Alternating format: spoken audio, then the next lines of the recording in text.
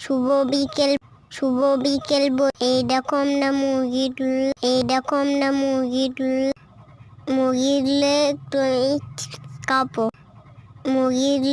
তুমি কাঁপো আমি একটু হিরোকে খাবো আমি এবার হিরোকে চিপস খাব এবং বিস্কুট খাচ্ছে এবার মা হিরোকে বিস্কুট খাওয়াবে আমি খেতে বলছি তাও সে খায় না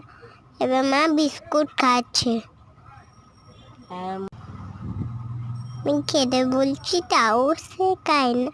এবার মা বিস্কুট খাচ্ছে